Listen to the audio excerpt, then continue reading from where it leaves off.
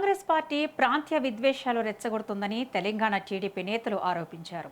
హస్తం పార్టీ నేతలు ఇందిరాగాంధీ, రాహుల్ గాంధీ, ప్రియాంక గాంధీ పలు రాష్ట్రాల్లో పోటీ చేయొచ్చు, కానీ పవన్ కళ్యాణ్ హైదరాబాద్లో సభ పెట్టడం తప్ప అంటూ ప్రశ్నించారు.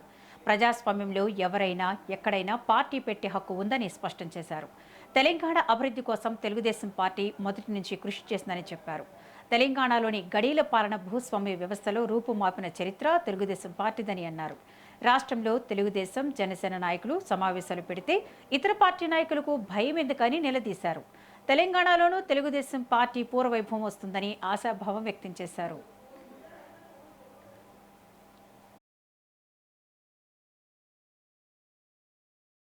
అధికారంలోకి ఉన్నాయి.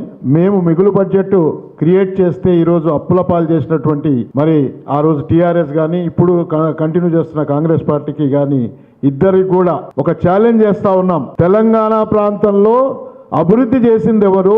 మీరు అభివృద్ధి గురించి మాట్లాడినప్పుడు మీరు చేసింది ఏంది, మేము చేసింది ఏంది? ఎందుకంటే అంతకుముందు మీరు అధికారంలో లేరు కాబట్టి ఇప్పుడు ఛాలెంజ్ చేస్తా ఉన్నాం. మీరు ఎక్కడికి గన్ పార్క్ దగ్గరికి రమ్మంటారా, లేకుంటే మీ పార్టీ ఆఫీస్కి వచ్చి చర్చించమంటారా?